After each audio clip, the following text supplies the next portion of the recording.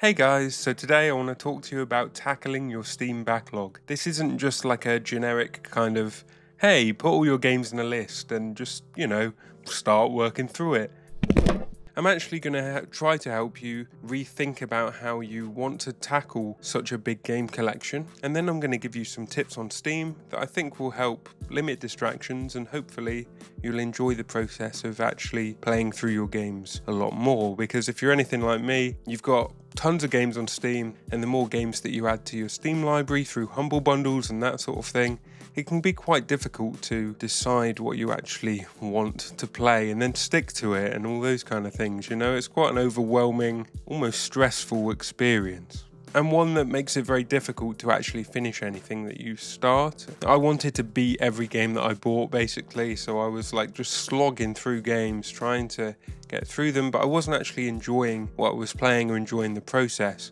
And this really leads into the first tip, which is to try to stop thinking of your gaming backlog as a backlog and think of it more like a game collection. Some of these games in your collection you're going to want to play, and then other ones you're just going to say, I'm not interested right now, and maybe you'll never play them, and that's perfectly fine. Obviously at some point you bought these games, you spent money on them, but that doesn't really matter. You need to be able to let that go and just try to enjoy whatever game that you want to play. Thinking of it in this way really helped me. I was just obsessed with trying to beat every game that I bought, or at least giving it time, I was like, I spent money on this, I should be spending time on it, but now I just go, no, I'm not in the mood to play that, I'm not having fun with it, let's just enjoy the games that we actually want to play in the moment. Now, if you're struggling with that, then tips 2 and 3 may help you even more. This is kind of like an escalation system, where if the first tip isn't really what you need, then you should move on to the next solution. But I do think that rejiggling how we think about this kind of thing is a really good first step, because we ultimately play games to have fun, right? So if you're turning it into a job where you have to just beat everything and tick everything off a list, it's suddenly not really fun anymore. And it would probably be better to just focus on 5 games that you actually really want to play, or even just one, one game at a time. And if you don't want to play it anymore, you just throw it away, you just forget about it. But yeah, hopefully that was a good explanation, and I'll see you in a minute on my computer. Okay, so here we are, we're finally on Steam, and I'm sure that you all have basically used Steam, otherwise you wouldn't be watching this video, so I'm just going to get straight into it. But as you can see, I have a ton of games here, and really tip 2 and 3 are about trying to restrict what we can see. And tip 2 is really simple, most of you probably already know about it, and then tip 3 is this crazy thing that I came up with, and I actually found that it worked quite well, so I'm going to tell you about it in a minute. But if you don't already know, you can sort these games out by either hiding them or sorting them into collections. To hide a game that you don't want to see anymore, for instance, I'm never going to play Ark Survival Evolved. I'm sorry, Ark Survival Evolved fans, but I'm just not really going to play it. So if I right click on it and I go to manage and I go to hide this game, I can then hide it and it disappears into the void, gone forever. But then if I go into view, I can see this thing up here called hidden games, and it will be in here somewhere. What did I even hide? I hid Ark. There it is, right? And now if I want it to come back again, or if I want Deep Space Waifu to come back, I can right click on it again, go to manage, and then remove from hidden. I hide a lot of duplicate games that I have, like I've got games that have been remastered and then I have the original game, so I hide all of the original games or the worst version of the game in here. I'll hide things like test servers and just games that I'm just generally not interested in playing because maybe they're really bad. Or so if there's anything that you just think is absolute garbage that you never want to play, I recommend hiding it. But then we come to collections, and this is where most of my games are. We have these different categories like beaten, dropped, infinite, multiplayer. I just tend to sort the games out into little categories like this. But these are the 4 categories that I mainly use, and the first one I want to talk about is filler, and this is probably what you'd expect. I made a new collection and then I just dumped all the games that I wasn't interested in playing straight in here, but I at least know that I own them, like I at least know they exist. They're not hidden away in the hidden category. Just don't really want to play them. Extra games is kind of like games that I do want to try, I do want to play, but they're just not like the top priority right now. Maybe I've already played them in the past and I want to return to them or something like that, but they're just extra games. These are all pretty good games from what I can tell, or games that I'm at least interested in some way.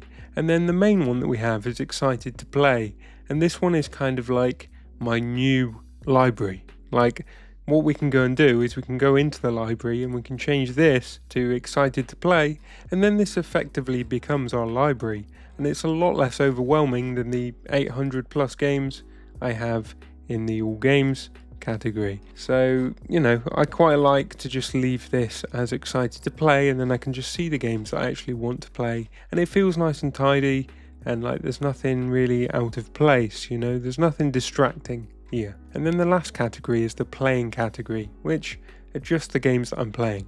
So if you are really bothered by the fact that there's still 175 games here and it's still difficult to choose what to play, you could always change this to playing and just put the games that you're actually playing in here and just have them ready to go, and this is it. You know, it's really simple, it's really straightforward, and when you open Steam, this is basically all you're going to see, so it's quite nice and there's no distractions. And then when you're done with a game, you can just go and add it to beaten or dropped, you know, depending on what you think of it, and you can remove it from playing and add a different game, and then you can move on. So that's like the normal way of sorting out your games. That's the sane person's way.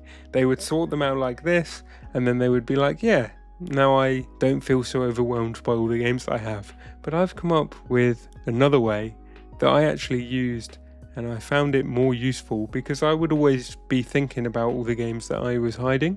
You know, I'd always be thinking about, oh, these are my Excited to Play games, but what if I actually want to play a game that's in extra games, you know? And I would just keep going round and round in circles, and I would never actually pick a game to play. And so my third tip is to actually make another Steam account. And just hear me out here, it's not like you're starting over, you're not losing everything that you've bought, because what you're going to do with this second Steam account is you're going to connect it up with the family sharing system on Steam. And I'm not going to fully go through how to do it, but the basics is you would make a second account, you would add that account as a friend to this account, to your main account, right? And then what you would do is you would come onto your main account, this one that I'm on right now, and you go into settings, you go into family, you go to manage your Steam family, and then you'd go invite a member. And if you weren't suspended from inviting new members, because I invited myself too many times, you could invite your second account to it, right? And then once you've invited your second account to it, once it's connected and you have access to all of your games on the second account, you can then turn it into a child account. Like when you add it, it will ask you if you want it to be like an adult account or a child account. You want it to be a child account. And the reason why you want it to be a child account is because you can restrict it. So let's say every time you open Steam and you go onto the store, you get tempted to buy a game. Well, now you can turn the store off. You're not allowed to access the store. But the main thing that I actually used it for was that I could choose which games I wanted to add or take away from the account. So I made it so that I could only add like 2 or 3 games at a time. And I added Little Nightmares, and I added lots of small games that I knew I'd be able to play through. And for a few months I just was on this second account basically, and I just added a couple of games and just would play them, and then I'd get rid of them and add a couple more games. And this kind of made it like back when I was a kid, when I only had access to a couple of games at a time. And I'm sure many of you also have a similar experience where you would only have access to a couple of games and then you would get a couple more, and you didn't have access to hundreds of games, basically is what I'm trying to say. And then as we've grown up, we've just had access to more and more games, and it just gets overwhelming. We have too much choice. But this allows you to limit it and just play a couple of games at a time, which I quite like. So yeah, that's my final suggestion, my final tip, if you are feeling overwhelmed by all the games that you have.